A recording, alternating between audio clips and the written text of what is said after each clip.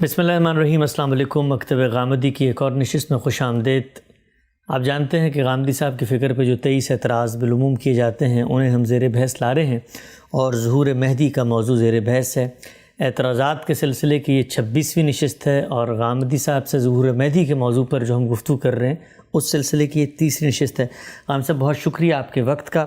بغیر کسی تمہید کے، بغیر کسی تردد کے میں سیدھا آتا ہوں اس آخری روایت کی طرف جو آپ نے پڑھ کے ہمیں بتانی تھی۔ 6 روایتیں آپ پڑھ چکے ہیں جس میں آپ نے بتایا تھا کہ ظہور مہدی کے حوالے سے جو روایتیں بالعموم پیش کی جاتی ہیں ان میں زیر بحث کیا ہے، آخری روایت کیا ہے، اس میں کیا موضوع زیر بحث ہے، اور اس کے بعد پھر میں جو اعتراضات مزید اشکالات ہیں آپ کے سامنے پیش کروں گا۔ میں اس سے پہلے یہ عرض کر چکا کہ اب تک جو ہم نے روایتیں پڑھی ہیں ان سے کیا معلوم ہوتا ہے؟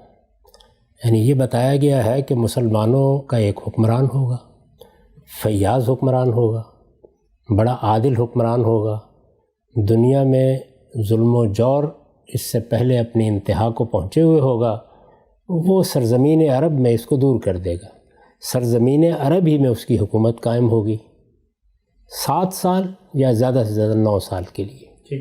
اب تک ہم نے یہ چیزیں دیکھی ہیں۔ اب آخری روایت جو میں آپ کے سامنے پیش کر رہا تھا اس کو بھی سن لیجئے۔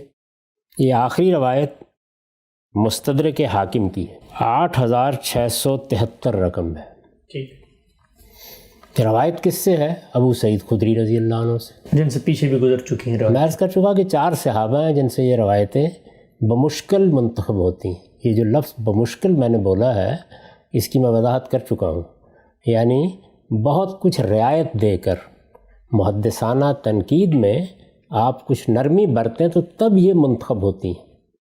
تو یہ ابو سعید خدری کی روایت ہے، رسول اللہ صلی اللہ علیہ وسلم سے روایت کرتے ہیں، نبی سعید الخدری ایدن ان رسول اللہ صلی اللہ علیہ وسلم قال یخرج فی آخر امتی المہدی یسقی اللہ الغیث وتخرج الارض نباتها ویؤتی المال ثیاها وتکثر الماشیہ وتعظم الامہ یعیش سبعا او ثمانیہ۔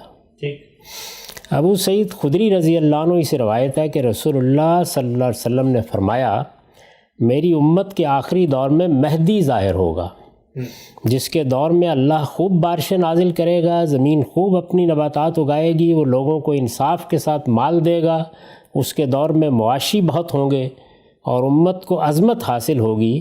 وہ 7 یا فرمایا کہ 8 سال رہے گا۔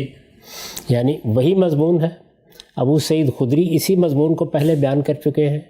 اس میں جو نئی بات ہے وہ صرف یہ ہے کہ مہدی کا لفظ آ گیا۔ اچھا، یہ پہلی دفعہ اس میں مہدی کا لفظ ہے؟ یعنی اس سے پہلے جتنی روایتیں بھی ہم نے دیکھیں ان میں اس طرح کا کوئی نام بھی نہیں آیا۔ ان میں یہ بتایا گیا تھا کہ ایک حکمران ہوگا، فیاض حکمران ہوگا، عادل حکمران ہوگا، اس کا نام محمد بن عبداللہ ہوگا، اور وہ رسول اللہ صلی اللہ علیہ وسلم کے خاندان میں سے ہوگا۔ اتنی بات واضح تھی۔ یہاں پہلی بار لفظ مہدی آیا ہے۔ اس سے پہلے کہ میں اس روایت پر بات کروں، یہ لفظ مہدی کو سمجھ لیجئے۔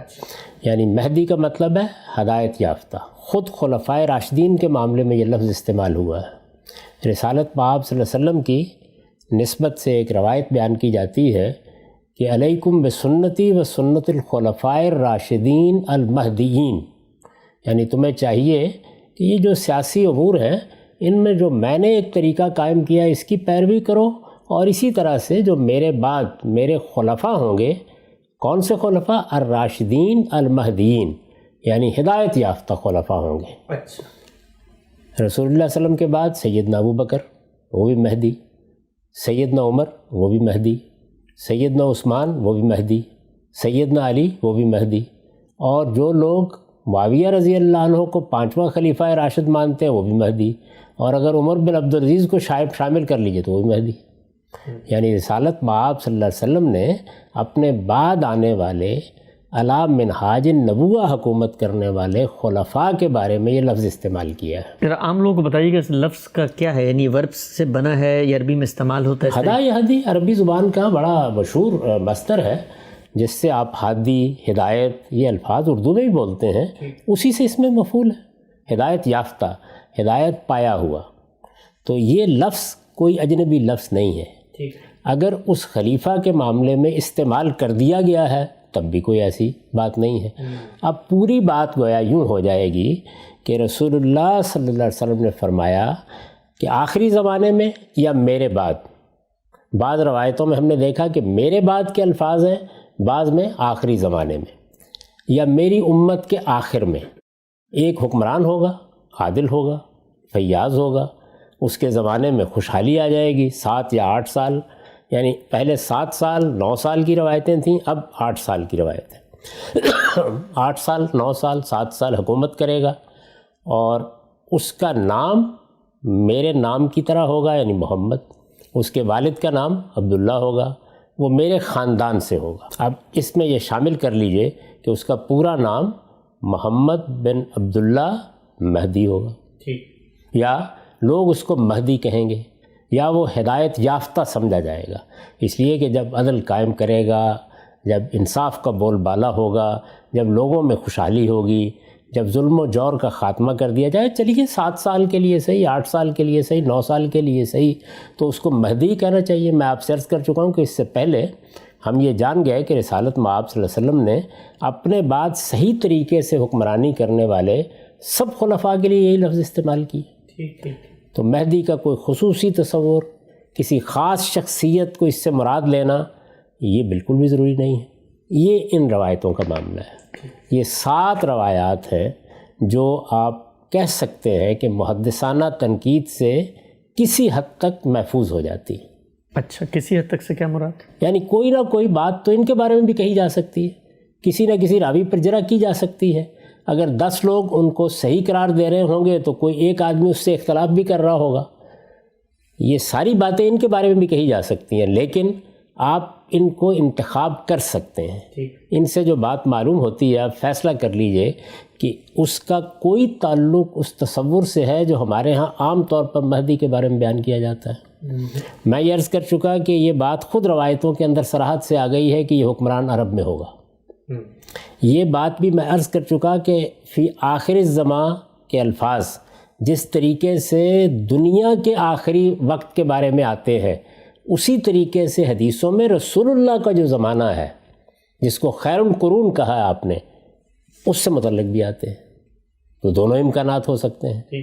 یہ صاحب آ چکے، آئیں گے، اچھا آ جائیں، اس سے ہمارے ایمان میں، عقیدے میں، ہمارے دین میں کیا کمی بیشی ہوتی ہے، کیا اضافہ ہوتا ہے، کیا چیز ہے جو منوائی جا رہی ہے۔ ایک پیشین گوئی ہے۔ رسالت مآب صلی اللہ علیہ وسلم کی نسبت سے اگر یہ روایات سب کی سب مان لی جائے تو مجھے اس پہ کوئی اعتراض نہیں ہے، مان لیجئے، لیکن مان کر آپ کیا کہہ رہے ہیں؟ ایک حکمران کے پیدا ہونے کی پیشین گوئی بیان کر رہے ہیں۔ اچھا حکمران ہوگا، فیاض حکمران ہوگا، عادل حکمران ہوگا۔ میں اس سے پہلے عرض کر چکا کہ رسول اللہ صلی اللہ علیہ وسلم اپنے بعد جو اس طرح کی بعض چیزیں بیان فرماتے ہیں تو اس سے مقصود یہ ہے کہ آپ کی نبوت قیامت تک کے لیے ہے۔ جب قیامت تک کے لیے ہر ایک شخص کو نبی کی حیثیت سے، رسول کی حیثیت سے آپ پر ایمان لانا ہے تو آپ کی صداقت کی علامتیں ظاہر ہوتی رہتی ہیں۔ اپنے زمانے میں بھی بہت سی چیزیں تھیں جو آپ نے کہیں پوری ہو گئیں، جیسے قرآن مجید میں غلبہ روم کی گواہی ہے، اسی طرح اور بعض چیزیں ہیں۔ اپنے بعد بھی آپ نے بعض پیشین گوئیاں کی۔ ایک پیشین گوئی کا ہم بار بار ذکر کرتے رہتے ہیں جو رسول اللہ صلی اللہ علیہ وسلم نے جبریل امین کے سوال کے جواب میں کی ہے کہ ایک وقت ایسا آئے گا قیامت سے پہلے کہ عرب کے یہ ننگے بدن، ننگے پاؤں پھرنے والے چرواہے عمارتوں کی بلندی میں ایک دوسرے مقابلہ کر رہے ہوں گے۔ یا انطلد الامۃ ربتہا، لونڈی اپنی مالکہ کو جن دے گی، میں نے اس کی تعبیر کی ہے کہ غلامی ختم ہو جائے گی۔ تو یہ چیزیں اس زمانے میں ہوئی ہیں، یہ ہم نے اپنی آنکھوں سے دیکھی ہیں۔ اس سے رسالت مآب صلی اللہ علیہ وسلم کی صداقت کا ایک نشان لوگوں کے سامنے ظاہر ہوتا ہے۔ اس طرح کا کوئی حکمران عرب میں پیدا ہو جائے گا تو وہ بھی صداقت کا ایک نشان ہوگا، بس اس کے سوا کچھ نہیں ہے۔ یہ بات کہ کسی کو اس پہ ایمان لانا ہے، وہ کوئی مامور من اللہ ہستی ہے، اس کو آسمان سے بھیجا جائے گا، اس کے نتیجے میں ساری دنیا میں اسلام کا غلبہ ہو جائے گا، ان روایتوں میں کس جگہ آپ نے اس کو دیکھا ہے؟ یعنی یہ پوری طرح واضح سمجھ لینا چاہیے، اس میں یہی کچھ ہے، یعنی اس سے زیادہ کچھ نہیں ہے۔ یہ پوری روایتیں میں نے آپ کے سامنے رکھ دی ہیں۔ اب اس کے بعد اگر آپ اجازت دیں تو چند معروضات مزید پیش کر دیں۔ ضرور۔ یہ جو آخری روایت ہے جس میں مہدی کا لفظ آ گیا ہے، میں نے عرض کر دیا کہ اس سے کوئی خاص فرق نہیں پڑتا. خلفائے راشدین کو مہدیین کہا گیا ہے، سب کے سب مہدی ہیں. مزید عرض کر دوں کہ ہمارے ہاں مہدی نام کے جو بڑے لوگ ہوئے ہیں، اگر آپ زرکلی کی الاعلام میں سے ان کی فہرست نکال لیں تو آسانی سے 50-60 آپ گن سکتے ہیں پچھلے 1200 سال میں. حکمران ہوئے ہیں، حکمران بھی ہوئے ہیں، دانشور بھی ہوئے ہیں، بڑے علماء بھی ہوئے ہیں، اور وہ بھی ہوئے ہیں کہ جن نے مہدی ہونے کا دعویٰ کیا ہے. جیسے مہدی سوڈانی. علامہ اقبال نے مہدی سوڈانی کے بارے میں کہا ہے نا کہ مہدی کے تخیل سے وطن کو زندہ کیا. یعنی یہ کیوں کہا؟ اس لیے کہ اس نے در حقیقت لوگوں کے اندر ایک بڑی غیر معمولی بیداری کی لہر پیدا کر دی تھی. مہدی کے تخیل سے کیا زندہ وطن کو. اسی طریقے سے ہمارے ہاں ہندوستان میں جون پوری صاحب ہیں. یہ دیکھا ہوگا آپ نے کہ ان کا ذکر کیا ہے تذکرہ میں مولانا ابوالکلام آزاد نے. ان کے ہاں بھی مہدویت کا خیال رہا. تو بہت سے لوگ ہیں کہ جنہوں نے یہ لقب بھی اختیار کیا، جن کا نام بھی یہی تھا. خود عباسی خلفاء میں ایک بڑے خلیفہ مہدی. بلکہ بہت سے لوگ تو یہ کہتے ہیں کہ یہ بات اصل میں انہی کے زمانے میں زیادہ شہرت پا گئی. ابن خلدون کا اپنا رجحان یہی ہے، اس نے بیان بھی کیا اس کو. تو یہ میں آپ سے عرض کر رہا ہوں کہ اس سے بھی کوئی نادر بات نہیں، لیکن اس کو آپ تھوڑی دیر کے لیے ایک طرف رکھ دیجئے اور پھر یہ دیکھیے کہ خود اس روایت کا کیا حال ہے. یعنی یہ تو صحیح ہے کہ محدثانہ طریقے سے اس روایت کو آپ قبول کر لیں. میں نے عرض کیا قبول کر لیں، کوئی خاص فرق نہیں پڑتا. لفظ مہدی سے بھی کوئی خاص فرق نہیں پڑتا. لیکن روایت کہاں ہے؟ مستدرک حاکم میں ہے. یعنی گویا پورا کا پورا جو حدیث کا ذخیرہ ہے اس میں سے کسی نے اس روایت کو قبول نہیں کیا. یعنی سند کے معیار پہ پختہ ہو اور اس نے قبول کیا، ایسا کہیں نہیں ہوا. مستدرک حاکم یہ کتاب ہی اسی مقصد کے لیے ہے کہ یہ حاکم یہ کہتے ہیں کہ میں نے جب یہ دیکھا کہ محدثین نے اور خاص طور پر صحیحین کے دونوں مصنفین نے، امام بخاری نے، امام مسلم نے، بعض ایسی روایتیں چھوڑ دی ہیں جو ان کی اپنی شرائط پر پوری اترتی ہیں.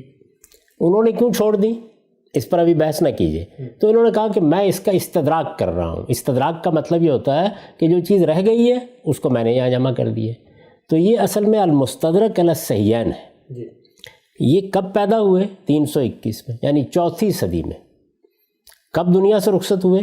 405 میں، یعنی 5ویں صدی کی ابتدا میں. یعنی رسول اللہ صلی اللہ علیہ وسلم کے دنیا سے رخصت ہونے کے 400 سال بعد یہ رخصت ہوئے. 400 سال بعد پیدا ہوئے، یعنی 321 میں پیدا ہوئے. تو گویا یوں سمجھ لیجئے کہ 4تھی صدی میں پیدا ہوئے. اور پھر اس کے بعد یہ پوری 4تھی صدی گزر گئی. اسی میں انہوں نے سب اپنا کام کیا ہے. 5ویں صدی کی ابتدا میں یہ دنیا سے رخصت ہو گئے. ان سے پہلے اگر حدیث کے آپ پورے ذخیرے پر نظر ڈالیں تو یہ لفظ مہدی کے ساتھ روایت نہ امام مالک کو میسر آ سکی، نہ بخاری و مسلم نے اس کو قبول کیا. صحیحین کی ایک حیثیت ہے نا ہمارے ہاں، کیوں نہیں قبول کیا؟ اچھا، اس کا بہت اطمینان سے لوگ جواب دے دیتے ہیں کہ صحیحین کے علاوہ بھی تو بہت سی کتابیں ہیں جس میں روایتیں ہیں. لیکن بہت روایتیں ہو سکتی ہیں، بہت قصے ہو سکتے ہیں، احکام کی بعض چیزیں بھی ہو سکتی ہیں. سوال یہ ہے کہ جو حیثیت آپ دے رہے ہیں اس بات کو، اس کو کیسے نظر انداز کیا جا سکتا ہے؟ یعنی آخری زمانے میں ایک مامور من اللہ ہستی ہوں گی، اللہ تعالیٰ مبعوث فرمائے گا، ایک ایسی شخصیت کو نکالے گا جس کے ذریعے سے یہ ہو جائے گا اور وہ ہو جائے گا. وہ ساری داستان آپ نے پڑھ کے سنا دی تھی. یہ سب کچھ کو کیسے نظر انداز کیا جا سکتا ہے؟ اگر چھوڑ دیے تو کیوں چھوڑ دیے؟ یہ سوال ہوگا نا. تو یہ مستدرک حاکم کی روایت ہے، اور مصادر حدیث میں اس متن کا تنہا طریق یہی ہے. یعنی کسی اور محدث نے اس کو لیا ہی نہیں سرے سے. بعض اور روایتوں میں یہ لفظ آیا ہے مہدی کا، میں اس روایت کے بارے میں بات کر رہا ہوں. یعنی ابو سعید خدری ہیں. ابو سعید خدری ان 4 صحابہ میں سے ہیں جن کا ہم ذکر کر رہے ہیں. ان کے بعض اور طریق بھی ہیں. اب میں آپ کو ایک دلچسپ بات بتاتا ہوں کہ صورتحال کیا ہوتی ہے. بعض اوقات الفاظ کیسے آ جاتے ہیں. یہ عبداللہ اعظمی صاحب ہے. میں نے آپ سے عرض کر دیا کہ یہ میرے نقطہ نظر کے کوئی شخص نہیں ہے یا مدرسہ فراہی کے کوئی عالم نہیں ہے، بلکہ جو ہمارا قدیم محدثین کا طریقہ ہے اسی کے حاملین میں سے ہیں. اور انہوں نے بڑا غیر معمولی کام یہ دور حاضر میں کیا ہے. اس میں دیکھیے یہ جابر بن عبداللہ کی ایک روایت لائے ہیں. جابر بن عبداللہ کی یہی روایت بین یہی روایت امام مسلم نے بھی نقل کی ہے کتاب الایمان میں. اس میں الفاظ کیا ہیں ہم یہ پڑھ چکے ہیں روایت اس سے کہ سمیت النبی صلی اللہ علیہ وسلم یقول، جابر بن عبداللہ کہتے ہیں کہ میں نے نبی صلی اللہ علیہ وسلم کو یہ کہتے ہوئے سنا، لا تزال طائفۃ من امتی یقاتلون علی الحق ظاہرین الی یوم القیامہ، کہ میری امت میں سے ایک گروہ حق پر رہے گا اور وہ اس کے لیے قتال کرتا رہے گا. پھر فرمایا فینزل عیسی ابن مریم علیہ السلام، عیسیٰ ابن مریم نازل ہوں گے، فیقول امیرہم، تو ان کا امیر یعنی مسلمانوں کا امیر یا اس گروہ کا امیر جو حق پر رہیں گے ان سے کہے گا تعال صلی لنا، آئیے ہمیں نماز پڑھائیے. فیقول لا، وہ یہ کہیں گے نہیں، ان بعضکم علی بعض امراء، تم میں سے بعض کے امراء ہیں یعنی وہی ان پر حکومت کریں گے. تکرمت اللہ حاضر الامہ، اس امت کو اللہ تعالیٰ نے یہ عزت بخشی ہے کہ اس کے ائمہ انہی میں سے ہوتے ہیں. میں اس سے پہلے عرض کر چکا کہ امام کا لفظ، ائمہ کا لفظ جس طرح سے بڑے لوگوں کے بارے میں استعمال ہوتا ہے، جیسے امام ابو حنیفہ، امام شافعی، جس طرح ہماری مسجد کے امام کے لیے استعمال ہوتا ہے، اسی طریقے سے یہ مسلمانوں کے حکمران کے لیے بھی استعمال ہوتا ہے. یہ روایت آپ نے سن لی، یہی روایت ہے جابر بن عبداللہ رضی اللہ عنہ کی. اسی روایت کو ایک اور محدث بیان کر دیتے ہیں، اور اس کو ابن قیم نے نقل کیا ہے، اور یہ حارث بن ابی اسامہ کی مسند میں نقل ہوئی ہے، یعنی یہ عام کتابوں میں سے نہیں ہے. آپ یہ دیکھیے یہاں یہ لفظ تھا فیقول امیرہم، تو مسلمانوں کا امیر سیدنا مسیح سے کہے گا، وہاں کیا ہے فیقول امیرہم المہدی. وہی بات، وہی جابر بن عبداللہ، وہی امیرہم کے الفاظ، اس کے آگے المہدی کا لفظ آ گیا ہے. یہاں کیوں نہیں آیا پھر؟ تو سوال یہ ہے کہ یہاں کیوں نہیں آیا، امام مسلم نے اس لفظ کو کیوں قبول نہیں کیا؟ یہ صاف واضح ہوتا ہے کہ خود اس لفظ کا روایتوں کے اندر داخل ہونے کا بھی ایک پس منظر ہے. تو اس سے پہلے کہ میں اس پس منظر کو سامنے رکھ کر اپنا نقطہ نظر بیان کروں، میں یہ عرض کرتا ہوں کہ یہ جو روایتیں میں نے آپ کے سامنے پڑھی ہیں، یہ 7 روایتیں، یہ 4 صحابہ سے ہیں. انہی طرق سے عبداللہ اعظمی صاحب نے جو انتخاب کیا ہے وہ میں نے بتا دیا کہ اس کو آپ دیکھ لیں. ان میں کوئی نیا مضمون نہیں ہے، یہی باتیں ہیں جو ان میں بھی بیان ہوئی ہیں. صرف یہ ہے کہ یہی مضمون جو آپ کے سامنے رکھ دیے گئے ہیں یہ 2 اور صحابہ سے بھی انہوں نے روایت کی ہے، مختصر جملوں کی صورت میں، ایک سیدنا علی سے اور ایک سیدہ ام سلمہ سے. یعنی وہاں صحابہ 6 ہو گئے ہیں، روایات 14 کی تعداد میں ہو گئی ہیں، یہ 7 ہیں. مضمون یہی ہیں سارے کے سارے، یہی باتیں ہیں جو آپ کے سامنے رکھ دی گئی ہیں، بیان کی گئی، کوئی نئی چیز نہیں ہے. ان میں سے جہاں مہدی کا لفظ آیا، میں نے آپ سے عرض کیا کہ وہ کیسے آیا ہے، ان میں بھی آیا ہے، یہ روایت بھی میں نے آپ کے سامنے بیان کر دی ہے. اس کو بین ہی جیسے یہ بیان ہوئی ہیں مان لیجئے، مجھے ان پر کوئی اعتراض نہیں. یعنی میں یہ سمجھتا ہوں کہ اگر رسول اللہ صلی اللہ علیہ وسلم نے یہ پیشین گوئی کی ہے کہ عرب میں ایک ایسا حکمران ہوگا جو عادل حکمران ہوگا، فیاض حکمران ہوگا، جس کے زمانے میں مسلمانوں کو عرب میں بڑی خوشحالی حاصل ہو جائے گی، تو اس میں کیا ایسی بات ہے، ایک پیشین گوئی ہے. اگر رسول اللہ صلی اللہ علیہ وسلم کی نسبت اس کی صحیح ہے تو پوری ہو جائے گی، انکار کرنے کی کوئی وجہ نہیں. قرآن مجید کی روشنی میں، دین کے عمومی اصولوں کی روشنی میں کوئی اعتراض کرنے کی ضرورت نہیں ہے. لیکن جو بات بیان ہو رہی ہے اس کا تجزیہ تو کیا جائے گا نا. تو اب اس کا تجزیہ ذرا پلٹ کے کیجئے. یعنی آخر کیا وجہ ہے کہ یہی مضمون کہ ایک خلیفہ ہوگا، مال لٹائے گا، گنے بغیر لٹائے گا، عادل خلیفہ ہوگا، یہی الفاظ امام مسلم لیتے ہیں اور امام بخاری لیتے ہیں تو وہاں اس طرح کا کوئی ذکر نہیں ملتا. الفاظ یہی ہیں، صحابہ بھی یہی ہیں، انہی سے روایت لی جا رہی ہے.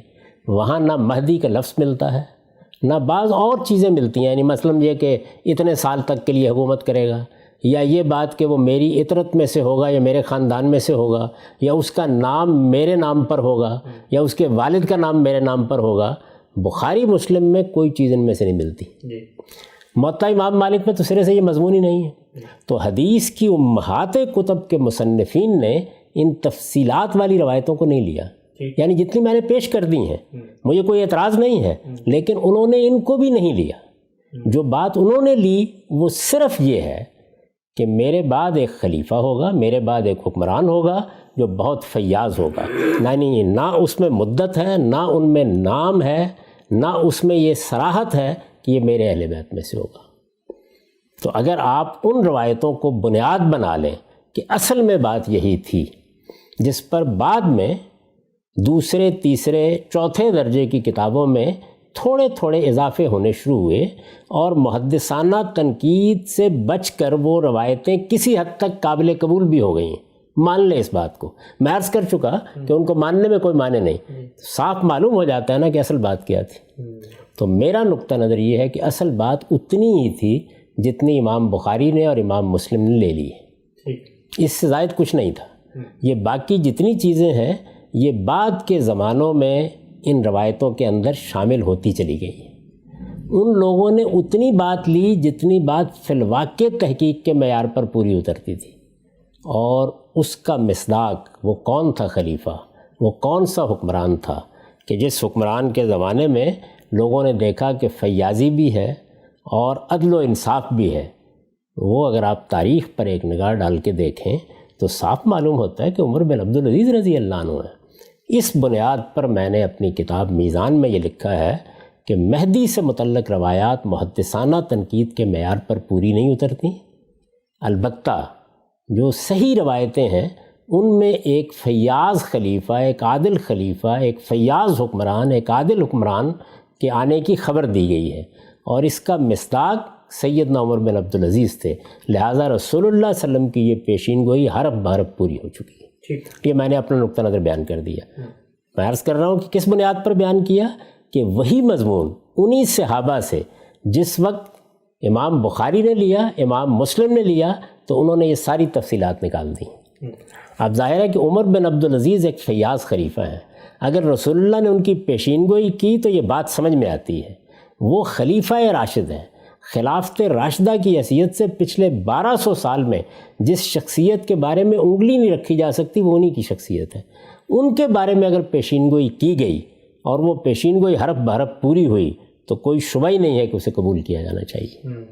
تو اگر آپ بخاری و مسلم کی روایت کو لے لیں تو ان کا مصداق تو ہمارے سامنے آ چکا، ہماری تاریخ کا حصہ بن چکا. ہم اس پر اللہ کا شکر کرتے ہیں کہ رسالت مآب صلی اللہ علیہ وسلم کی وہ پیشین گوئی پوری ہو گئی. اگر تفصیلات میں جائیں تو ظاہر ہے کہ پھر اس کے مصداق نہیں بنتے. یعنی انہی روایتوں میں وہ تفصیلات کیا ہیں کہ ان کا نام محمد بن عبداللہ ہوگا، یہ نام تو ان کا نہیں تھا. وہ اہل بیت میں سے ہوں گے، یہ بات بھی درست نہیں ہے.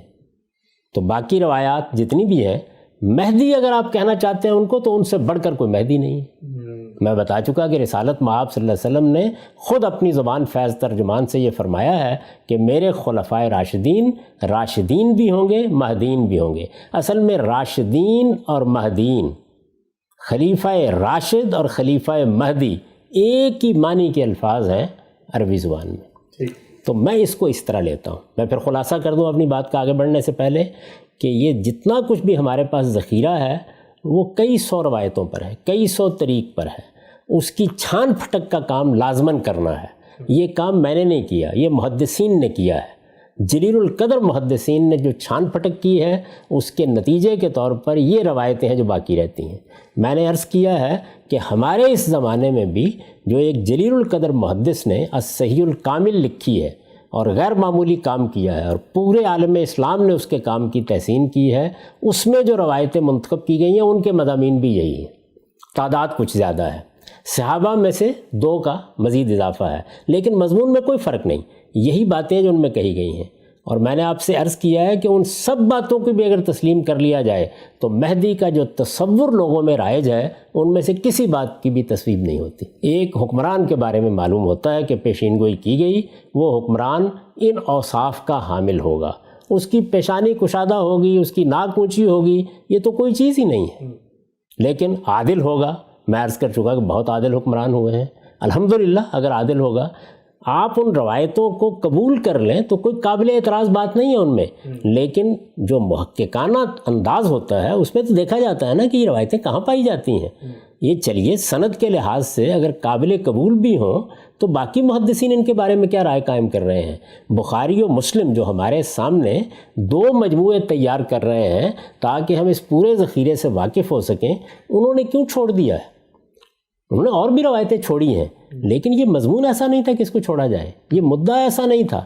البتہ اگر خلیفہ کے بارے میں روایتیں دیکھنی ہوں تو یہ جو روایتیں پڑھی گئی ہیں ان میں یہ 2 روایتیں ہیں وہ انہی کی ہیں، اور ان میں جو مضمون بیان ہوا ہے اس کے مصداق حضرت عمر بن عبدالعزیز ہے۔ تو اس ساری بات کو اپنے سامنے رکھ لیجئے۔ اس کے بعد آپ کے کچھ سوالات ہوں تو میں ان کا جواب بھی دوں گا، اور پھر میں یہ چاہوں گا کہ آج ہم لوگوں کو یہ بتائیں کہ یہ جو اس کے بالکل برخلاف تصورات ہیں یہ کس طریقے سے لوگوں کے لیے قابل قبول ہو گئے۔ اگر یہ ذرا ٹھیک ہے، اگر تفصیل یہی ہے، اگر روایتوں کی نوعیت بھی یہی ہے، اگر یہ جو کچھ ہم نے پیش کیا ہے یہی حق ہے، اس سے زائد کوئی چیز نہیں بیان کی جا سکتی، تو پھر وہ تصورات پیدا ہونے کا باعث کیا ہے؟ کیا وجہ ہے کہ جو باقی روایتیں ہیں انہیں لوگ قبول کر لیتے ہیں، ان کو بیان بھی کرتے ہیں، ان کو خطبوں میں بھی لوگوں کے سامنے رکھتے ہیں؟ کیا سبب ہے اس کا؟ یعنی یہ 2 الگ الگ ذہن کیوں پیدا ہو جاتے ہیں؟ ایک محققانہ ذہن اسی ترتیب سے چلے گا کہ یہ سارا ذخیرہ پڑا ہوا ہے، ہم نے اس کی چھان پھٹک کی، اس کی چھان پھٹک کا کام تمام محدثین نے کیا ہے، یہ کچھ انتخاب ہوتا ہے، ان میں یہ مضمون ہے، وہ مضمون ہم نے لوگوں کے سامنے رکھ دیا، اس مضمون میں بھی مزید انتخاب کیا جائے تو بخاری و مسلم کی روایتیں یہ ہیں، اور اگر ان کو سمجھا جائے تو اس کا مصداق عمر بن عبدالعزیز بالکل نمایاں ہو کر تاریخ میں ہمارے سامنے آ جاتے ہیں۔ ایک ذہن یہ ہے۔ وہ دوسرا ذہن جو لوگوں کے سامنے آتا ہے، جو ان کو ایک دوسری تصویر دیتا ہے، جس میں بہت سے قصے، بہت سی کہانیاں بیان کی جاتی ہیں، ان روایتوں کو بھی بیان کیا جاتا ہے جن پر تنقید ہو چکی، جو موضوع قرار پا چکی، جو لوگوں کے ہاں قابل قبول نہیں ہوگی، لوگوں سے میری مراد محدثین کے ہاں قابل قبول نہیں ہو سکیں۔ کیا وجہ ہے کہ دوسرا ذہن اس کو قبول کر لیتا ہے؟ کیا وجہ ہے کہ اس پر کتابیں لکھ دی جاتی ہیں؟ کیا وجہ ہے کہ ہمارے قدیم علماء اس کو بیان کرتے ہیں؟ میں چاہتا ہوں کہ اس سوال کا میں آپ کو جواب دوں، لیکن اس سے پہلے کہ یہ بحث چھیڑی جائے، اب تک جو بات کہی گئی ہے اس پر جو اعتراضات، جو سوالات ہوتے ہوں وہ آپ مجھے بتائیے، میں اس کا جواب دے دیتا ہوں۔ ٹھیک، ہم سب بہت شکریہ، آپ نے بڑی تفصیل سے وہ جو آخری روایت ہے اور اس کے بعد پورا جو تصور ہے ان روایتوں کو پڑھ کے آپ کے سامنے آتا ہے، آپ نے اس کو بیان کیا۔ ایک بات آپ نے گزشتہ پروگرام میں بھی بڑا اصرار سے اور بار بار فرمائی تھی، ابھی بھی آپ نے فرمائی کہ موطا، بخاری اور مسلم جو ہیں وہ اس طرح کی صراحت کیوں نہیں کر رہے اور اس طرح کی تفصیلات کیوں نہیں بتا رہے۔ تو میں 2 پہلوؤں سے چاہوں گا آپ کے سامنے وہ سوال، وہ اعتراض رکھوں جو لوگ بالعموم پوچھتے ہیں، اور یہ بات آپ اکثر اور معاملات میں بھی فرماتے ہیں، بعض قرات کی روایتوں میں، بعض رجم کی آیات کے بارے میں، کہ اس طرح کی چیزیں جو ہیں وہ کیسے کتابوں میں آ گئی ہیں۔ مجھے یہ بتائیے گا کہ جب ہم امام بخاری کی بخاری کھولتے ہیں، وہ خود یہ لکھتے ہیں کہ میں نے اپنی اس کتاب میں صرف صحیح روایات ذکر کی ہیں اور بہت سی صحیح روایات ہیں جن کو طوالت کے خوف سے میں نے چھوڑ دیا ہے۔ تو سب سے پہلی بات کا مجھے آپ یہ جواب دیں کہ کیا آپ اس امکان کو مانتے ہیں کہ ایک روایت صحیح ہو لیکن بخاری میں نہ ہو تو ہم اس کو بطور روایت مان لیں گے؟ جی، میں نے ابھی آپ کے سامنے جو باقی کتابوں کی روایتیں رکھی ہیں اور یہ کہا ہے کہ یہ محدثانہ تنقید پر پوری اترتی ہیں، ان کو قبول کیا جا سکتا ہے، تو یہ سب بخاری میں تو نہیں ہے، مسلم میں تو نہیں ہے۔ اگر میں اس کو نہ مانتا ہوتا تو آپ کے سامنے بیان کرتا، لیکن یہ سوال اس کے باوجود ایک اہم سوال ہوتا ہے کہ جب یہ فن اور اس فن کے ماہرین تنقید کا کام کر رہے ہیں، تنقیح کا کام کر رہے ہیں، اور تنقیح کا کام کر کے، تنقید کا کام کر کے، راویوں کی چھان پھٹک کر کے اپنے مجموعے مرتب کر رہے ہیں، ان میں امام مالک کا کوئی معمولی مقام ہے؟ یعنی وہ اس فن کے ائمہ میں سے ہیں، ان کی کتاب اولین کتابوں میں شمار ہوتی ہے، اور بھی مجموعے ہیں لیکن ایک باقاعدہ کتاب کی حیثیت اسی کو حاصل ہوئی اور اس کی شہرت ہوئی ہر جگہ، لوگوں نے اس کو حاصل کیا، اس کے لیے سفر کیے۔ ایک زمانے میں حکومت نے چاہا کہ اس کتاب کو مسلمانوں کا دستور العمل بنا کر نافذ کر دیا جائے۔ بخاری و مسلم، آپ ان کو صحیحین کہتے ہیں، ان کی ایک خاص حیثیت ہے، کوئی روایت اگر ان میں آ جاتی ہے تو لوگوں کا بڑا اعتماد ہوتا ہے۔ تو یہ سوال ہے جو میں نے اٹھایا ہے کہ یہ کیوں تفصیلات ان میں نہیں ہیں، یعنی وہ تفصیلات بھی نہیں ہیں جو محدثانہ تنقید کے لحاظ سے قابل قبول ہیں۔ میں نے بھی آپ کے سامنے پیش کر دی ہیں، 7 روایتیں پیش کی ہیں نا، وہ سب کی سب بخاری و مسلم کی نہیں ہیں، پیش کر دی ہیں، بتا دیا ہے کہ اگر ان کو مان بھی لیا جائے تو اس سے اتنی بات معلوم ہوتی ہے، لیکن اس کے باوجود یہ سوال باقی رہتا ہے کہ انہوں نے ان تفصیلات کو کیوں قبول نہیں کیا۔ ہم سے بہت سارے ایسے معاملات ہیں فکری جن میں بخاری مسلم میں روایت آ گئی، آپ ان سے بھی اختلاف کرتے ہیں، مثلا شیخ و شیخہ والی جو آیت ہے وہ اگرچہ بخاری میں ہے لیکن اس پہ آپ پھر دوسری تنقید کر دیتے ہیں، وہاں پر اگر کوئی کہے کہ ہر چیز قابل تنقید ہے، کیونکہ میں یہ عرض کر چکا اس سے پہلے، بڑی تفصیل سے گفتگو کر کے میں نے بتایا ہے کہ کہ یہ رسالت مآب صلی اللہ علیہ وسلم کی نسبت سے باتیں بیان ہو رہی ہیں، ان پر ہمیشہ تنقید ہوتی رہے گی۔ یہ سارا فن ہی تنقید کا فن ہے۔ ائمہ رجال پیدا ہی اس لیے ہوئے کہ وہ یہ تنقید کریں۔ جب ان کے سامنے یہ قصے آئے، روایتیں آئیں، حضور کی نسبت سے کوئی بات بیان کی گئی، تو اس تاریخی ریکارڈ کی چھان پھٹک کے اصول بنائے گئے، ان کی تنقید کی گئی۔ لوگوں کا خیال یہ ہوتا ہے جب انہیں بتایا جائے یہ حدیث ہے، وہ سمجھتے ہیں اس وقت رسول اللہ صلی اللہ علیہ وسلم بیٹھے ہوئے بات بیان کر رہے ہیں۔ بھائی اس طرح نہیں ہے، لوگ آپ کی نسبت سے بات بیان کر رہے ہیں۔ ایک شخص مجھ سے مل کے گیا ہے، اس نے جا کے باہر ایک بات بیان کی، اس سے سننے والوں نے آگے بیان کر دی، اس سے سننے والوں نے آگے بیان کر دی۔ اس کی چھان پھٹک کا کام کیا ہے نا، جلیل القدر محدثین نے کام کیا ہے۔ یہ چھان پھٹک جو کچھ بھی ہوتی ہے، اگر سند کے لحاظ سے کرنی ہو تو اس کا مواد موجود ہے۔ وہ بخاری و مسلم کے بعد بھی لوگ کرتے رہے ہیں، خود بخاری و مسلم پر تنقیدیں ہوتی رہی ہیں۔ ہمارے موجودہ زمانے میں، اس زمانے میں شیخ البانی نے یہ کام کیا ہے، تمام سیاہ پر کیا ہے۔ آپ دیکھیے کہ ان کی ضعیف ابی داؤد، صحیح ابی داؤد، ضعیف نسائی، صحیح نسائی، شائع بھی موجود ہے۔ یہ موجودہ زمانے کے ایک محدث کا کام ہے۔ شعیب ارناؤت صاحب کا کام دیکھ لیں، مسند احمد بن حنبل پر ہے، کن کن چیزوں پر انہوں نے تنقیدات کی ہیں۔ یہ جاری رہیں گی، میں بھی کرتا رہوں گا۔ تنقید ہوگی انہی اصولوں پر، یعنی سند پر بات کرنی ہے تو یہ بتایا جائے گا کہ راوی کا کردار کیا ہے، یہ دیکھا جائے گا کہ سند کا اتصال ہو رہا ہے یا نہیں ہو رہا، یعنی تاریخی تحقیق کیا ہے، یہ دیکھا جائے گا حفظ و اتقان کا کیا معاملہ ہے، یہ سب دیکھا جائے گا۔ تو یہ کام تو کبھی نہیں رکنا ہے۔ اسی طرح سے علل کی بحثیں بھی ہوں گی، یعنی کسی روایت کے اندر کہیں کوئی چھپا ہوا انقطاع ہے، کہیں تدلیس ہو گئی ہے، کہیں ادراج کے الفاظ آ گئے ہیں، ان کو نکالتے ہیں محدثین، یہ دکھاتے ہیں۔ تاریخی تنقید کا عظیم فن ہے جس کو مسلمان وجود پذیر کر چکے ہیں۔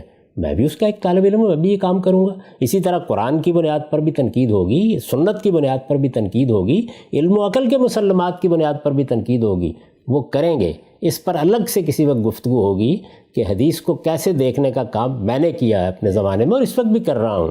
میں تو آپ سے عرض کر رہا ہوں کہ محدثین نے جو روایتیں منتخب کی ہیں ظہور مہدی کے عنوان سے، وہ روایتیں سب کی سب میں نے مضامین کے لحاظ سے آپ کے سامنے رکھ دی ہیں جو انہوں نے منتخب کی ہیں۔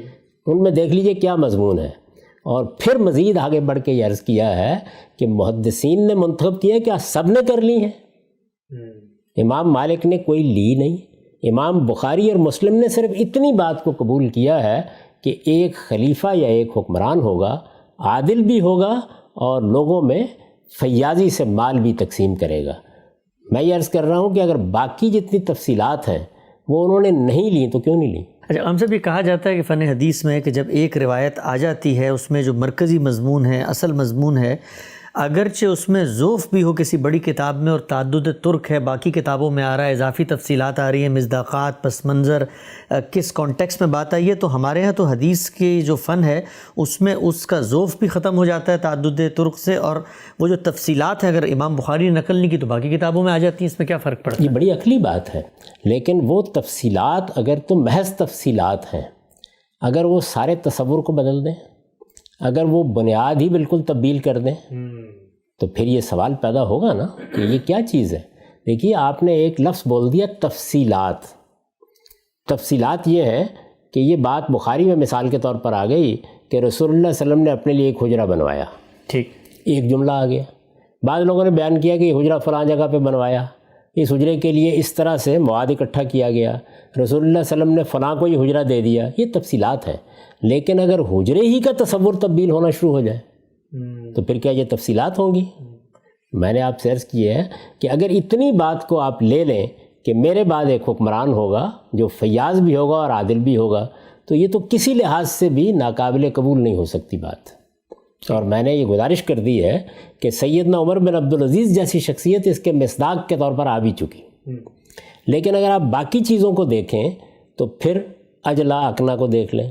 اسی طرح سے میرے نام کے ساتھ اس کا نام ہوگا، میرے والد کے نام کے ساتھ اس کے والد کا نام ہوگا۔ یہ جو آگے کی تفصیلات ہیں، میں یہ سوال اٹھا رہا ہوں کہ کیوں قبول نہیں کی، اعتراض نہیں کر رہا۔ میں نے یہ گزارش کی کہ میں تو مان لیتا ہوں، یعنی مجھے ان پہ کوئی اعتراض نہیں۔ اگر ایک ایسا حکمران، عادل حکمران، فیاض حکمران عرب میں آنے والا ہے اور 7-8 سال تک حکومت فرمائے گا، اور اس کا نام محمد بن عبداللہ ہوگا تو کیا قابل اعتراض بات ہے؟ یعنی رسول اللہ صلی اللہ علیہ وسلم کا خاندان موجود ہے اس وقت بھی، ان میں سے ہو سکتا ہے کسی کو حکومت حاصل ہو جائے۔ میں پچھلی نشست میں آپ کو بتا چکا کہ یہ سعودی خاندان سے پہلے جو شریف مکہ تھے وہ ہاشمی تھے، اس وقت بھی اردن میں انہی کی نسل حکومت کر رہی ہے، تو کوئی استبعاد نہیں ہے، مان لیجئے۔ لیکن میں اس سے آگے بڑھ کر آپ سے یہ پوچھ رہا ہوں کہ آخر یہ جو تفصیلات ہیں صحابی وہی ہے، وہی بیان کر رہے ہیں، یہ تو ہو نہیں سکتا نا کہ اتنے وسیع الاطلاع محدثین کے سامنے یہ آئی نہ ہو، یعنی امام بخاری کے سامنے، امام مسلم کے سامنے کیوں قبول نہیں کیا انہوں نے ان کو؟ کیا وجہ ہے؟ آخر کوئی سبب ہونا چاہیے نا، اس پر لوگوں کو غور کرنا چاہیے۔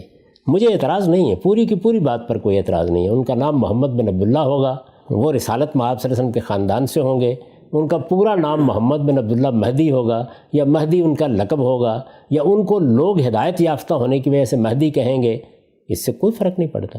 اس طرح کا کوئی حکمران اگر ہمارے ہاں آتا ہے، میرے ملک میں آ جائے، آپ کے ملک میں آ جائے، عرب میں آ جائے، اس کا خیر مقدم کرنا چاہیے، اس میں کوئی قابل اعتراض بات نہیں۔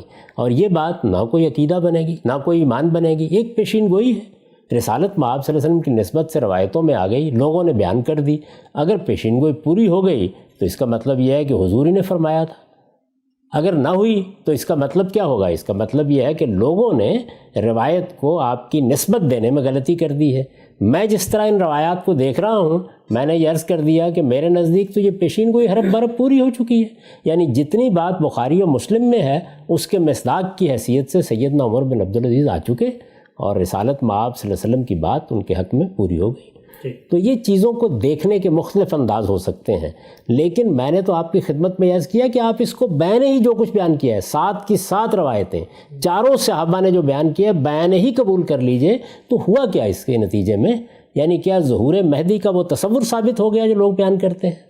ان میں سے کوئی چیز بھی نہیں ہے، یہ روایتیں ان تمام تصورات سے بالکل خالی ہیں۔ ٹھیک، اچھا ہم سب کہا یہ جاتا ہے کہ ایک روایت میرے سامنے ہے جس میں ساتھ مآب صلی اللہ علیہ وسلم کی نسبت سے فرمایا کہ بلا شبہ اللہ تعالیٰ اس امت کے لیے ہر صدی میں ایسے شخص کو مبعوث فرمائیں گے جو امت کے دینی معاملات کو اثر و نو قائم اور مضبوط کرے گا۔ یہ جو تجدید دین اور مجدد کا تصور ہے، سوال یہ کیا جاتا ہے کہ ساتھ مآب صلی اللہ علیہ وسلم ایک اور پیشن گوئی الگ سے فرما رہے ہیں، اور وہ بتا رہے ہیں کہ غیبی نظام ہے اللہ تعالیٰ کا جو ہر وقت دنیا کو اور دین کو اور جو معاملات ہیں ان کو ٹھیک کرنے کے لیے مستقل جاری ہے۔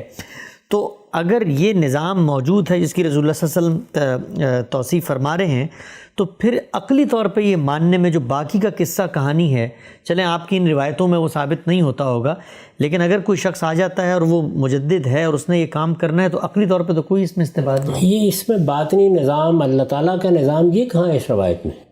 یعنی اتنی بات، یہ جو روایت ہے اس پر بھی بہت کچھ تنقیدات ہیں، لیکن چلیے مان لیجئے اس کے مضمون کو، تو اس میں کیا کہا گیا ہے کہ ہر صدی میں ایسے لوگ پیدا ہوتے رہیں گے جو اللہ کے دین کو زندہ کرتے رہیں گے۔ اس طرح کے سب علماء جتنے بھی دین کو زندہ کرتے ہیں، صحیح بات آپ کو بتاتے ہیں، تحقیق کر کے یہ بتاتے ہیں کہ کیا غلطی ہو گئی، سب کے سب اسی کے مصداق ہیں، تو اس میں کیا نئی بات ہے؟ اس میں کس حکمران کا ذکر ہے؟ اور اس روایت کا اس حکمران سے کیا تعلق ہے؟ یہاں ہے خلیفہ، حکمران، یملک العرب، یہ کہا گیا ہے، وہاں ایک بالکل دوسری بات کہی گئی ہے، اور اس دوسری بات کو تو بالکل عقلی لحاظ سے بھی ماننا چاہیے۔ ہم دیکھتے ہیں اس پچھلے 1200 سال میں ہر دور میں ایسے لوگ پیدا ہو جاتے ہیں کہ جو دین کی تجدید کرتے ہیں۔ تجدید دین یہ ہمارے ہاں ایک اصطلاح بنی ہے، اس پر لوگوں نے کتابیں لکھی ہیں۔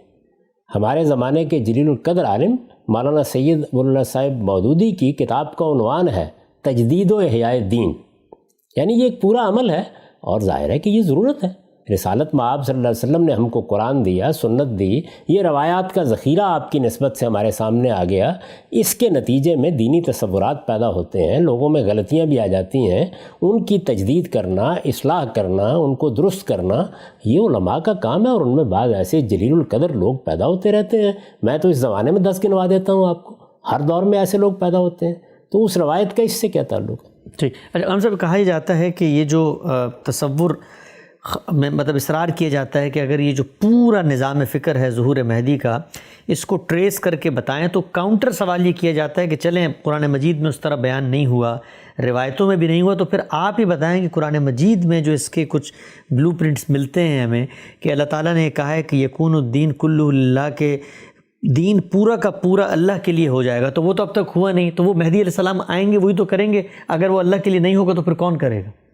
میں قرآن مجید کے ان مقامات پر پچھلے 35-40 سال سے دسیوں گفتگویں کر کے بتا چکا ہوں کہ ان آیتوں کا کوئی تعلق ہمارے زمانے سے نہیں ہے۔ رسول اللہ صلی اللہ علیہ وسلم اللہ کے آخری پیغمبر تھے، رسالت کے منصب پر فائز تھے۔ جب اللہ تعالیٰ کسی رسول کو بھیجتا ہے تو وہ اپنے مخاطبین کے لیے خدا کی عدالت بن کر آتا ہے، یہ اس عدالت کا بیان ہے، اور اس کے نتیجے میں یہ لازم ہو گیا تھا کہ سرزمین عرب میں دین کا غلبہ قائم ہو جائے۔ یہی وہ مضمون ہے جو اس آیت میں بیان ہوا کہ هو الذی ارسل رسولہ بالہدی والدین الحق لیظہرہ علی الدین کلہ، وہ سرزمین عرب ہے، اس کے بارے میں پیشین گوئی کی گئی۔ رسالت مآب صلی اللہ علیہ وسلم کے دنیا سے رخصت ہونے سے پہلے وہ حرف بحرف پوری ہو گئی، یکون دین کلہ للہ ہو گیا، اس کے بعد اب کس چیز کا انتظار کرنا ہے؟ یعنی دیکھا آپ نے کہ ایک شخصیت نے دعوت پیش کی، یہ کہا کہ میں اللہ کا رسول ہوں، کوئی حیثیت دنیوی لحاظ سے نہیں تھی، وہ بڑوں میں سے نہیں تھے، خود یہ اعتراض کیا گیا کہ لولا نزل ھذا القرآن علی رجل من القریتین عظیم، یہ طائف کے اور مکے کا کوئی بڑا آدمی کیوں نہیں جس کا انتخاب کیا گیا؟ لیکن اس سب کے باوجود جب یہ کہا گیا کہ یہ خدا کے پیغمبر کی حیثیت سے آئے ہیں، اس سرزمین پر دین کا غلبہ قائم کر کے جائیں گے، وہ قائم کر دیا، اب کس چیز کا انتظار کر رہے ہیں؟ وہ ایک بڑی نشانی بن گئی اللہ تعالیٰ کی۔ تو ان آیتوں میں یہ بات بیان ہوئی ہے، اس کا اس سے کیا تعلق؟ آپ نکالیے سورہ انفال کو دیکھیے، اس میں کیا کہا گیا ہے؟ اس میں مشرکین عرب کے مقابلے میں صحابہ سے کہا گیا ہے کہ جنگ کرنے کے لیے اٹھو، اور اس جنگ کا یہ نتیجہ نکلے گا کہ اس سرزمین میں دین کا غلبہ قائم ہو جائے گا۔ یہ بات ہے جو اس میں بیان کی گئی ہے، اس کا اس زمانے سے کیا تعلق ہے؟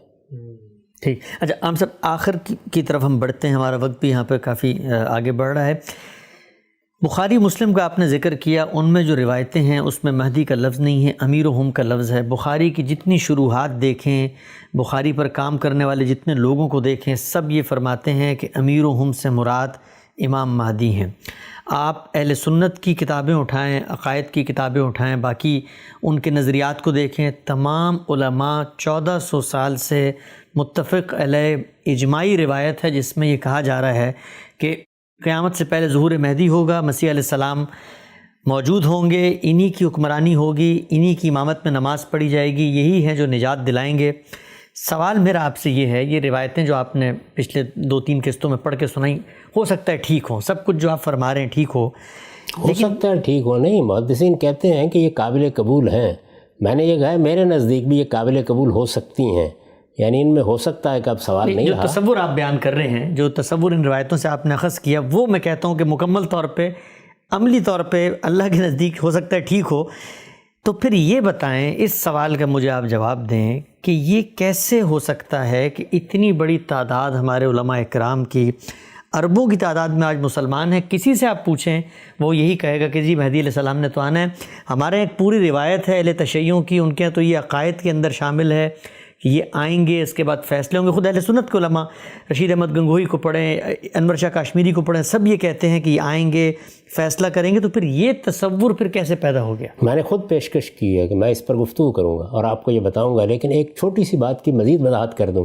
یہ عقائد کی کون سی کتابیں ہیں جن میں ان کا ذکر ہے؟ یعنی ہمارے ہاں عقائد نصفی ہے، عقیدہ تحاویہ ہے، ذرا نکال کے دکھائیے مجھے کہاں ذکر ہے۔ یعنی اہل سنت کی عقائد میں یہ شامل نہیں ہے؟ یہ جو کتابیں ہیں یہ اہل سنت کے عقائد کی ہیں یا کسی اور کے عقائد کی؟ نزول مسیح کا ذکر ہے لیکن اس کا کوئی ذکر نہیں ہے، تو اس وجہ سے ایسا بھی نہیں ہے۔ یعنی ظاہر ہے کہ سب سے پہلی جو جامع ترین کتاب ہے وہ تو عقیدہ تحاویہ ہی ہے نا، دیکھ لیں، اس میں مجھے کہیں دکھا دیں۔ تو اس لیے یہ باتیں ایسے علی الاطلاق نہیں ہیں جس طرح کے لوگ بیان کرتے ہیں۔ بعد میں بعض عقائد کی کتابوں میں ضرور ذکر آ گیا ہے، لیکن ان دونوں بڑی کتابوں میں تو کوئی ذکر نہیں ہے اس کا۔ تو اس لیے میرے نزدیک معاملے کی نوعیت وہ نہیں ہے، اور اگر ہو بھی تو کیا ذکر ہوگا؟ یہی ذکر ہوگا کہ ایک حکمران آئے گا، اس کا نام مہدی۔ اس سے زائد آپ کیا کہہ سکتے ہیں؟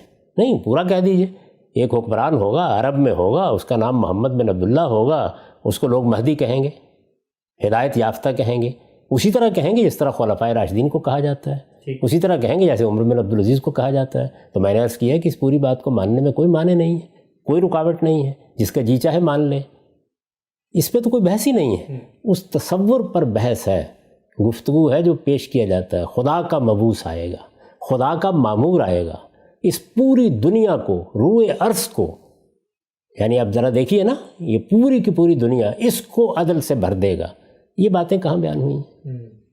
تو وہاں سے بھی سلجھن کو سلجھائیے کہ یہ کیسے پھر آ گئی بات ہمارے۔ میں یہ کہتا ہوں کہ اس سے پہلے اگر کوئی اور سوالات ہیں یا ان روایتوں کے بارے میں جو میں نے آپ کے سامنے پیش کی ہیں یا ان پر جو تبصرہ کیا ہے، اگر کوئی لوگ نقد کر رہے ہیں، ظاہر ہے کہ آپ اعتراضات ہی پیش کر رہے ہیں، تو وہ مجھے بتا دیجئے تاکہ اس پر بات کر کے پھر میں اس موضوع کو آپ کے سامنے رکھوں۔ یہ بنیادی طور پہ یہی تھا، ہم سے آگے بڑھتے ہیں۔ اب یہ دیکھیے کہ ہوتا کیا ہے ہمارے یہاں، یعنی عام آدمی کو بھی یہ بات سمجھنی چاہیے کہ اصل چیز یہ ہے کہ جو روایات ہوتی ہیں ان سے متعلق آپ کی اپروچز کیا ہوں گی، یعنی آپ کیا طریقہ اختیار کریں گے ان میں جانے کا۔ تھوڑی دیر کے لیے یہ محدثانہ تنقید، یہ سب چیزیں ان کو آپ بھول جائیے اور یہ دیکھیے کہ روایت کیسے وجود میں آتی ہے۔ یعنی رسول اللہ صلی اللہ علیہ وسلم نے، میں بار بار دہراتا ہوں، قرآن دیا، صحابہ کی پوری جماعت کو دیا، اس کو لکھنے والوں نے لکھا، اس کو یاد کرنے والوں نے یاد کیا، وہ نسلاً بعد نسلاً اللہ کی کتاب کی حیثیت سے ہم کو منتقل ہو گیا۔ رسول اللہ صلی اللہ علیہ وسلم نے سنت جاری کی، یہ نماز، یہ روزہ، یہ اس طرح کی سب چیزیں، یہ سنت تمام صحابہ میں جاری کی گئی، دین کی حیثیت سے جاری کی گئی۔ رسول اللہ صلی اللہ علیہ وسلم کے صحابہ نے دینی کی حیثیت سے اس کو آگے منتقل کیا، تمام ہمارے علم نے اس کو اسی حیثیت سے قبول کیا، نسلاً بعد نسلاً آج بھی اسی حیثیت سے یہ ہم تک پہنچ گئی۔ یہ ہو گیا۔ اب آئیے کہ یہ روایات کیا ہیں۔ میں کئی بار اس کی وضاحت کر چکا کہ رسول اللہ صلی اللہ علیہ وسلم کے ہوتے ہوئے، آپ کے دنیا سے رخصت ہو جانے کے بعد لوگ آپ سے ملے، ہوتے ہوئے بھی ملے، اور جو ہوتے ہوئے ملے وہ آپ کے بعد بھی موجود تھے۔ وہ لوگوں کے سامنے وہ باتیں بیان کرتے تھے، پھر عرض کر رہا ہوں، وہ باتیں بیان کرتے تھے جو انہوں نے رسول اللہ صلی اللہ علیہ وسلم سے سنی، اپنے مشاہدات کا ذکر کرتے تھے، انہوں نے رسول اللہ صلی اللہ علیہ وسلم کو کوئی کام کرتے ہوئے دیکھا۔ یہ بڑی فطری چیز تھی، یعنی اللہ کے رسول نے اس کے لیے کسی کو معمور نہیں کیا تھا، کبھی پابند نہیں کیا تھا، بلکہ بعض موقعوں پر روکا ہی تھا۔ صحابہ کرام بھی اس میں سختی برتتے رہے، جلیل القدر صحابہ نے بھی بعض اوقات پسند نہیں کیا، لیکن لوگ محبت سے بیان کرتے تھے۔ اچھا، خود بیان کرتے تھے، سننے والے تقاضا کرتے تھے تب بھی بیان کرتے تھے۔ اب یہ روایتیں بیان ہونا شروع ہو گئیں۔ جب یہ بیان ہونا شروع ہوئیں تو صحابہ کرام میں سے کسی سے آپ نے سنی، آپ سے کسی اور نے سنی۔ ایک صدی کا کم و بیش عرصہ ہے، پہلی صدی، جس میں یہ شائع و ضائع ہو گئیں، پھیل گئیں۔ جنہوں نے اس میں اضافے کرنے تھے انہوں نے بھی کر لیے۔ جن لپاٹیا قسم کے لوگوں نے، جن جھوٹے لوگوں نے، متہم بالکذب لوگوں نے باتوں کو کچھ سے بنانا تھا، کچھ سے کچھ بنانا تھا، انہوں نے بھی بنا لیا۔ اب یہ سب پھیل گئیں۔ یہ جو ائمہ رجال جن کا ہم ذکر کر رہے ہیں، یہ جو محدثین اٹھے، کیوں اٹھے؟ یعنی اگر یہ سب باتیں جو بیان کی جا رہی تھیں ایک مسلمان بیان کر رہا ہے، اور یہ مان لیا جاتا ہے کہ ایک مسلمان بیان کرے گا تو ٹھیک ہی بیان کرے گا، نہیں مانا نا مسلمانوں کے علم نے، یعنی پہلی صدی ہی میں اس کو چیلنج کر دیا۔ کیوں چیلنج کیا؟ اس لیے کہ صاف نظر آ رہا تھا کہ بات بہت معمولی سی ہوتی ہے، زیب داستان کے لیے کہیں سے کہیں پہنچ جاتی ہے۔ لوگ باقاعدہ روایتیں گھڑتے ہیں اور ان کو رسول اللہ صلی اللہ علیہ وسلم کی نسبت سے بیان کر دیتے ہیں، مسلم نے اشارہ بھی کیا، سینکڑوں کی تعداد میں۔ یعنی آپ کو یہ محدثین، یہ اس امت پر بہت بڑا احسان ہے ان بزرگوں کا، پہلی صدی میں یہ پیدا ہو گئے، اور اس کے بعد ان کی ایک پوری چین ہے 2-3 صدیوں تک۔ ان لوگوں نے کیا کیا؟ انہوں نے اس صورتحال کو محسوس کیا کہ اللہ کے پیغمبر کی نسبت سے باتیں بیان ہوں گی۔ میں پھر عرض کر دوں، قرآن پہنچ گیا، سنت پہنچ گئی، پورا دین انہی میں ہے۔ ان روایتوں کی کوئی ضرورت نہیں تھی دین میں، یہ نہ کسی عقیدے کا اضافہ کرتی تھی نہ کسی عمل کا، لیکن لوگ بہرحال رسول اللہ کی نسبت سے بیان کر رہے تھے۔ جب بیان کر رہے تھے تو یہ ایک قیمتی دولت بھی تھی۔ بھئی آپ مل کے آئے ہیں، آپ نے حضور کو دیکھا ہے، میرے لیے اس سے بڑی چیز کیا ہو سکتی ہے؟ میں اگر مسلمان ہوا ہوں، مثلا پہلی صدی میں ہوا، دوسری صدی میں ہوا، اس سے بڑی چیز کیا ہو سکتی ہے کہ مجھے آپ حضور کی باتیں بتائیں؟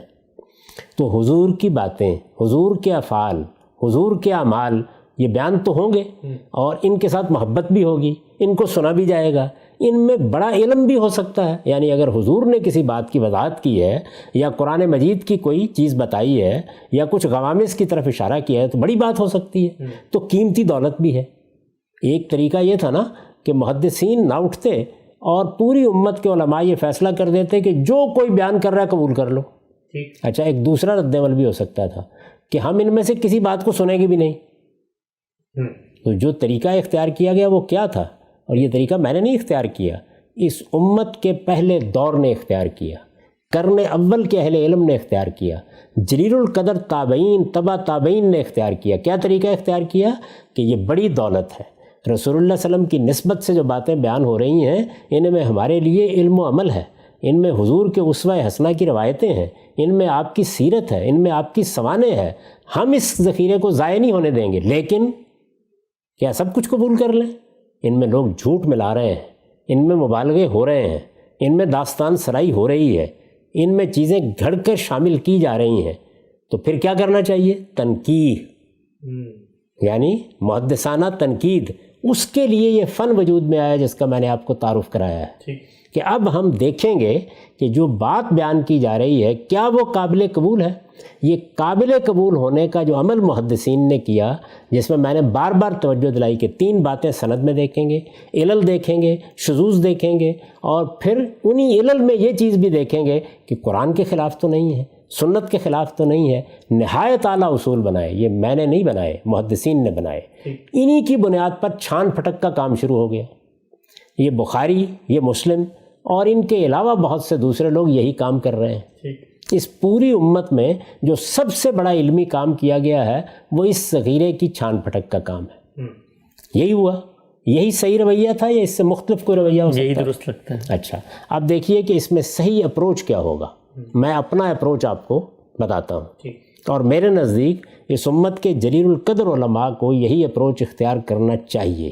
کیا ہے ہمارے ہاں محقق اہل علم نے. وہ کیا اپروچ ہے؟ وہ اپروچ یہ ہے کہ آپ دین کو جب اخذ کریں گے یا دین سے متعلق کوئی بات بیان کریں گے تو قرآن اور سنت تو ہمارے پاس بالکل محفوظ صورت میں ہے.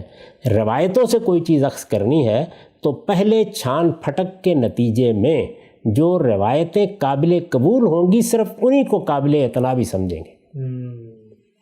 یعنی جو محدثین نے کام کیا ہے، میں یہ عرض کر چکا کہ یہ نیا کام ہم نہیں کر سکتے آج. سارا مواد انہوں نے فراہم کیا ہے، یہ سب کچھ کتابوں میں موجود ہے. تو اس کو دیکھ کر پہلے رائے قائم کی جائے گی کہ یہ بہت پھیلا ہوا ذخیرہ ہے. میں نے آپ سے عرض کیا کہ یہ جس موضوع پر ہم بات کر رہے ہیں اس میں 500 کے قریب طریق ہیں جو مل گئے ہیں. ان کی چھان پھٹک کا کام جو اس ساری امت میں ہوتا رہا ہے، پہلے اس کو سامنے رکھیں گے. تب تک اس کے بعد اس وقت تک زبان نہیں کھولیں گے، اور سب سے پہلے ان میں سے انتخاب کا عمل کریں گے. یعنی انتخاب کا عمل انہی اصولوں کی بنیاد پر، اور پھر جو روایتیں صحیح کے معیار پر پوری اتریں گی یا زیادہ سے زیادہ حسن کے معیار پر، اس سے نیچے نہیں قبول کریں گے، ان میں دیکھیں گے کیا بات بیان ہوئی ہے، اور پھر اس کو قرآن کے سامنے پیش کریں گے. پھر سنت کی بنیاد پر اس کا جائزہ لیں گے. وہ ان معیارات پر پوری اترے گی، پھر اس کو رسالت مآب صلی اللہ علیہ وسلم کی نسبت سے بیان کرنے کی جسارت کریں گی. ایک اپروچ یہ ہے، میں اسی اپروچ کو صحیح سمجھتا ہوں. میں مسلمانوں سے کہتا ہوں ان کو یہی اپروچ اختیار کرنی چاہیے. وہ اگر روایات کے فتنوں سے بچنا چاہتے ہیں تو یہی راستہ ہے. یعنی نہ انکار کر دینا، یہ ظاہر ہے ایک بڑی نعمت سے اپنے آپ کو محروم کرنا ہوگا، اور نہ جو چیز رتب و یابس آپ کو نظر آئے اس کو قبول کر لینا. یہ دین میں معلوم نہیں کیا کیا چیز داخل کرنے کا ذریعہ بن جائے گا. صحیح رویہ وہ ہے جو ہمارے محدثین نے اختیار کیا ہے. یہ جلیل القدر محدثین جن کو آپ ائمہ رجال کہتے ہیں، یہ جلیل القدر محدثین جن کے سرخیل امام مالک، امام بخاری اور امام مسلم ہیں، جو رویہ انہوں نے اختیار کیا وہ کیا رویہ ہے؟ چھان پھٹک کا رویہ، تحقیق کا رویہ، تنقیح کا رویہ. وہی اختیار کریں گے اور انہی پر اپنے نقطہ نظر کی بنا رکھیں گے اگر رکھیں گے.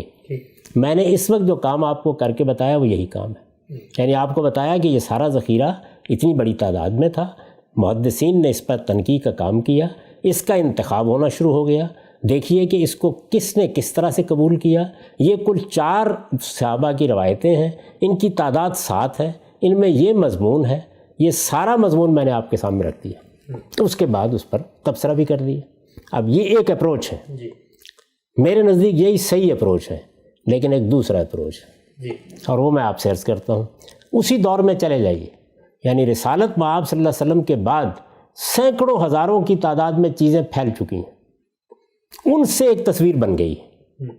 امام مہدی آئیں گے آخری زمانے میں، یعنی جس وقت آپ وہ روایتیں جن کو محدثین قبول نہیں کرتے ان کو پڑھیں گے تو وہ ساری تصویر آ جائے گی، اللہ کی طرف سے مبعوث ہوں گے، آسمان سے ایک ندا آئے گی، زمین و آسمان عدل سے بھر جائیں گے، اسلام کا غلبہ قائم ہو جائے گا، پیسہ ہی پیسہ، دولت دولت، لوگوں کے ہاں دولت ہوگی، ایسی فراوانی ہوگی، امت کے اوپر ایک عظمت کا دور آ جائے گا۔ یہ باتیں ہیں، یہ باتیں کیسے ہوئی ہیں؟ وہی چھوٹی سی بات تھی کہ مسلمانوں کے ہاں ایک خلیفہ ہوگا، خواہشیں، تصورات، داستان سرائی کا جذبہ، ایسے ہی جو سیاسی حالات بعد میں پیدا ہوئے وہ اب اضافے کرتے جا رہے ہیں، یہ اضافے شائع و ضائع ہو گئے، لوگوں کے اندر ان کی بڑی شہرت ہو گئی۔ جب اتنے بڑے پیمانے پر پہلی صدی میں شہرت آپ کو نظر آئی تو دیکھیے ایک اپروچ یہ ہے کہ اتنی زیادہ شہرت ہوئی ہے، اتنی مشہور بات ہے، یہ ساری مشہور بات جو ہے یہ تنقید ٹھیک ہے، روایتوں کو ضرور دیکھنا چاہیے، لیکن روایتوں میں بھی، صحیح روایتوں میں بھی، محدثین کی تنقید میں بھی اتنی بات تو آ گئی ہے نا کہ ایک خلیفہ ہوگا، اتنی بات تو آ گئی ہے نا کہ نزول مسیح کے موقع کے اوپر ان کا مسلمانوں کا ایک امیر ان کے اندر سے ہوگا، اتنی بات آ گئی ہے، تو یہ اصل میں وہی بات ہے جو لوگ بیان کر رہے ہیں۔ تو اب آپ کیا کیا آپ نے، یعنی بجائے اس کے کہ آپ یہاں سے جاتے کہ جو چیزیں پھیلی ہوئی ہیں ان کی تنقید کے بعد زبان کھولی جائے گی، آپ نے جو پھیلی ہوئی چیزیں تھیں جن میں اضافے ہو چکے تھے، جن میں تصورات داخل ہو چکے تھے، جن میں داستان سرائی آ چکی تھی، جن میں ایسی ایسی تفصیلات تھیں کہ ان کو آپ دیکھیں تو ایک عجیب تصویر بنتی ہے، وہ ساری کی ساری تصویر کو ذہن میں رکھا، ذہن میں رکھنے کے بعد اب آپ کہتے ہیں کہ جب تنقید کے عمل سے یہ سب گزری ہیں تو آخر یہ وہی بات ہے نا، اس سے کیا فرق پڑتا ہے؟ یعنی چلیے امام بخاری نے اگر اتنی بات لے لی ہے کہ ایک حکمران ہوگا تو یہ باقی جتنی تفصیلات بیان کی جا رہی ہیں ان کو بھی رد کرنے کی کیا ضرورت ہے؟ تو یہ جو دوسرا اپروچ ہے، اس دوسرے اپروچ کے نتیجے میں محدثین کے پورے کام پر پانی پھر جاتا ہے۔ اچھا، یعنی آپ دیکھیے نا کہ جو انتخاب ہے، جس طرح سے انہوں نے ان سب چیزوں کی تنقید کی، وہ عملاً ختم ہو گیا، یہی نتیجہ نکلے گا، کیونکہ آپ نے اپنے ذہنی تصور کو، ذہنی تصور کیا تھا، وہ انہی ساری کی ساری روایتوں میں پھیلا ہوا تھا جو میں نے عرض کیا کہ 500 کی تعداد میں اس وقت بھی موجود ہے۔ تو یہ 500 کی تعداد میں روایتیں آج تو وجود میں نہیں آئیں، یہ ظاہر ہے کہ اسی پہلی دوسری صدی میں لوگوں کے سامنے آ گئیں، اسی وقت ان کی اشاعت ہو گئی، سیاسی طور پر جیسے ابن خلدون کہتا ہے کئی باعث ہوئے اور اس کا نتیجہ یہ نکلا کہ یہ پھیل گئیں۔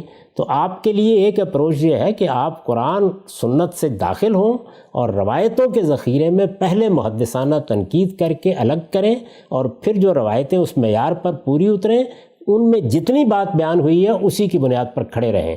اور دوسرا اپروچ کیا ہے کہ جو تاثر پہلی صدی میں پھیل گیا ہے اس کی شہرت کو سامنے رکھ کر تصور وہاں سے لے لیں، اور پھر یہاں جو چھوٹی موٹی بات بھی آپ کو نظر آئے، یکون الدین کلہ للہ آ گیا قرآن مجید میں، یہاں ایک امیر کا ذکر آ گیا، ایک خلیفہ کا ذکر آ گیا، اس ساری تصویر میں ان سے رنگ بھر لیں، گویا روایتیں یہ قابل قبول ہیں، رنگ ہم باہر سے بھر لیں گے۔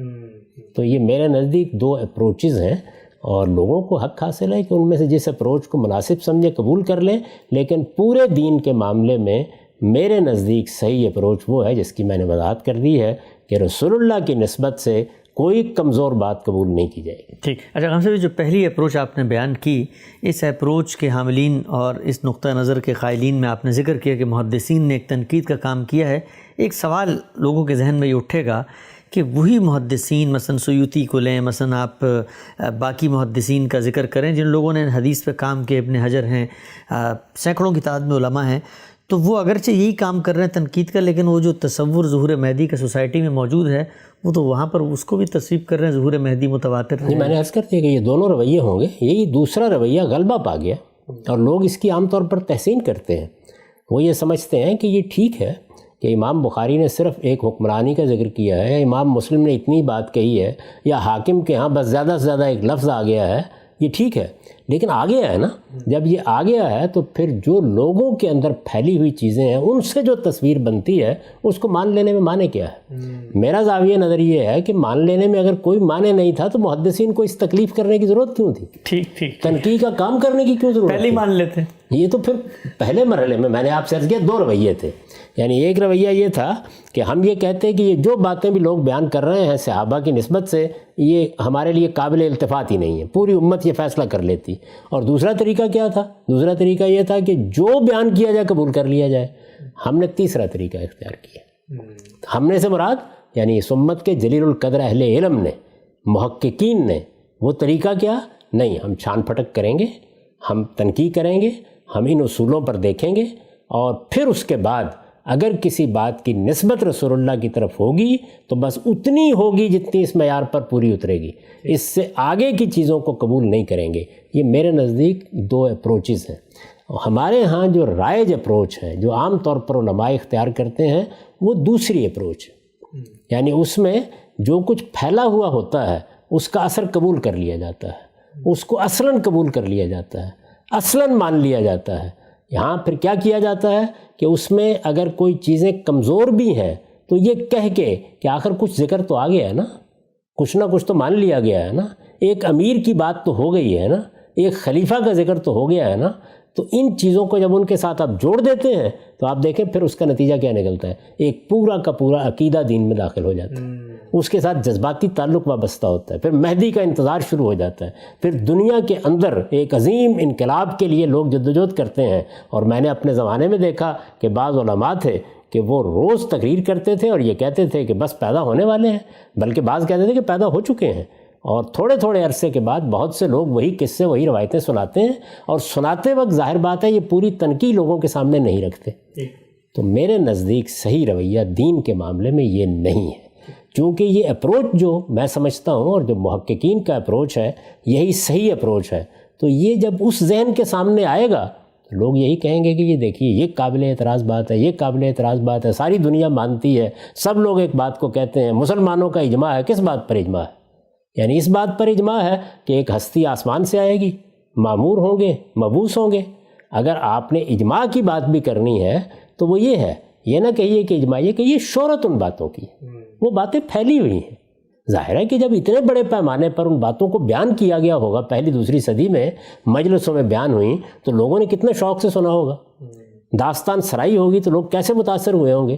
یہ محدثین جن کا کام میں نے آپ کے سامنے رکھا ہے، یہ وہ لوگ ہیں کہ جنہوں نے یہ خدمت انجام دی ہے۔ آپ نے پوچھا تھا کہ ان پر بھی تم تنقید کر دیتے ہو، ان پر بھی تنقید کا کام یہ محدثین خود بھی کرتے رہے ہیں۔ اچھا، خود ہی سکھایا انہوں نے کیمپس، انہوں نے یہی سکھایا ہے کہ ایک محقق تنقید کرے گا، دوسرا محقق اس پر تنقید کرے گا، تیسرا اس پر تنقید کرے گا۔ چنانچہ یہ معلوم ہے ہمیں کہ خود بخاری کے کام کے اوپر کتنی تنقیدات ہوئی ہیں۔ تو یہ سارا ذخیرہ جو ہے یہ اصل میں تنقید کے بغیر قابل قبول ہو ہی نہیں سکتا، تنقید ہی اس کا حسن ہے۔ اور مسلمانوں کی تاریخ میں جو سب سے بڑا علم وجود میں آیا ہے وہ تنقید تاریخ کا علم ہے، اور یہ محدثین وجود پذیر کر چکے ہیں، اور بڑا اعلیٰ علم ہے۔ بہت کیٹیگرائز کیا انہوں نے چیزوں کو، یعنی مشہور باتوں کی کیا حیثیت ہوگی، مستفیض باتوں کی کیا حیثیت ہوگی، اس میں اگر تواتر پیدا ہوتا ہے تو کس طرح سے پیدا ہوتا ہے، اور روایتوں کو چھان پھٹک کے لیے کیا معیارات ہوں گے، ان کی بنیاد پر ہم کام کرتے رہے ہیں۔ ہم سے مراد یہ پوری امت کے جلیل القدر محققین کا زاویہ نظر یہی ہے جو میں نے آپ کے سامنے بیان کر دیا ہے۔ البتہ ہمارے ہاں عام روایت علماء کی یہ ہے کہ جب ایک بات اتنے بڑے پیمانے پر پھیلی ہوئی ہے اور لوگوں کے ہاں شائع و ضائع ہو چکی ہے تو اس کے کچھ آثار مل گئے نا، کہیں کوئی بات قرآن میں مل گئی اس طرح کی، یکون دین کلہ للہ، یہاں کوئی اس طرح کی روایت مل گئی جو میں نے آپ کے سامنے رکھی ہیں کہ ایک حکمران ہوگا، تو چلیے سب کو ملا کر لوگوں کے سامنے رکھ دیا جائے۔ میرے نزدیک یہ ایک غلط طریقہ ہے، اور میں برملا کہتا ہوں کہ اس طریقے کے نتیجے میں آپ دین کو روایتوں کے، کہانیوں کے، داستانوں کے حوالے کر دیتے ہیں۔ اس میں صحیح اصول وہی ہے کہ قرآن سنت کی محکم بنیاد پر دین کھڑا ہے، اور یہ سارا تاریخی ذخیرہ ہے، ہم اس کی چھان پھٹک کریں گے اور اس میں انہی اصولوں پر قائم رہیں گے جو پہلی صدی سے محدثین نے قائم کر دیے ہیں۔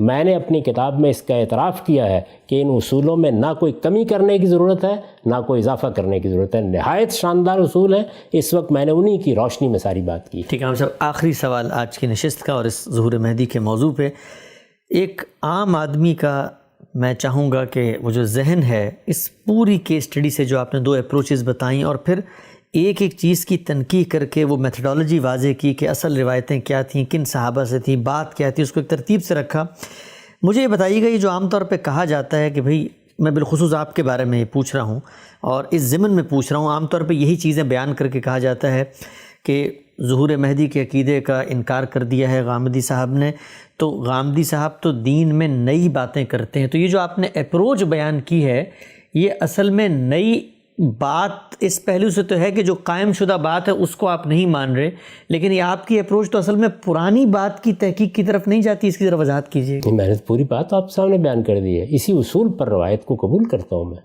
یعنی اور یہ میں قبول کرتا ہوں، یہ تو میں اپنا نقطہ نظر بیان کر رہا ہوں، سب محدثین سب محققین یہی اصول اختیار کرتے ہیں، اس کے اطلاق میں اختلاف بھی ہو جاتا ہے۔ ابھی یہ دیکھیے کہ میں نے آپ کو یہ بتایا کہ ان تمام روایتوں کی تنقیح کر کے جو روایتیں عبداللہ اعظمی صاحب نے منتخب کی ہیں الجامع الکامل میں، وہ کوئی 14 کے قریب بنتی ہیں، وہ 6 صحابہ سے ہیں، مضامین یہی ہیں۔ ہم نے مزید تنقیح کی ہے تو روایتیں 7 اور صحابہ 4، مضمون میں کوئی تبدیلی نہیں ہوئی، وہی مضامین ہیں، لیکن ظاہر ہے کہ سند کی تحقیق میں اختلاف ہو سکتا ہے، یعنی ایک راوی کو ایک شخص مجروح کہتا ہے، دوسرا اس کو قبول کر لیتا ہے، یا کسی جرح کو قابل اعتنا نہیں سمجھتا۔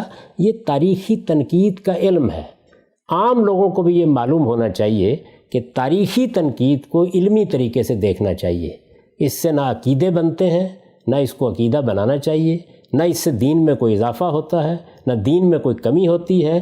ہمارا دین قرآن و سنت میں پورا کا پورا موجود ہے، اور ہماری تاریخ یہ رسول اللہ کی تاریخ ہے، یہ تنقیح کے عظیم عمل سے گزر گئی ہے، گزر رہی ہے، یہ گزرتی رہے گی۔ اس معاملے میں ہم کوئی کمزوری نہیں دکھا سکتے، یہ تنقیح کا عمل ہماری دینی اور اخلاقی ذمہ داری ہے، اس لیے کہ معاملہ اللہ کے رسول کا ہے۔ اس میں یہ نہیں ہو سکتا کہ غوغائے عام سے متاثر ہو جائیں، شہرت سے متاثر ہو جائیں۔ ایک بات کو داستان کے طور پر پھیلا دیا گیا ہے، پھیلا دینے کے لیے تو آپ کوئی داستان سنا دیجئے، اس کے بعد ہر شخص کی زبان پر ہوتی ہے، لیکن ہم مسلمانوں نے، ہمارے محققین نے، ہمارے محدثین نے یہ روایت ڈالی کہ ہم لوگوں کی زبانوں پر پھیلی ہوئی اور اس طرح کی شہرت یافتہ چیزوں کو ایسے نہیں قبول کر لیں گے۔ رسول اللہ کی نسبت سے بات بیان کی جائے گی تو اس تنقیح کے عمل سے گزرے گی، اور یہ انہوں نے گزارا ہے یہ سب کچھ، اسی کا خلاصہ میں نے آپ کے سامنے رکھ دیا۔ ٹھیک ہے، ہم سب بہت بہت شکریہ آپ کے وقت کا۔ ہمارا یہاں پہ وقت ختم ہوتا ہے۔ ظہور مہدی کے حوالے سے ہم نے بہت تفصیل سے 3 نشستوں میں آپ کے نقطہ نظر کو جانا۔ انشاءاللہ آئندہ نشست کے اندر نزول مسیح علیہ السلام، عیسیٰ علیہ السلام کے نزول کے حوالے سے جو اعتراضات کیے جاتے ہیں ان کو آپ کے سامنے رکھیں گے۔ اب تک آپ کے وقت کا بہت شکریہ۔ بہت شکریہ۔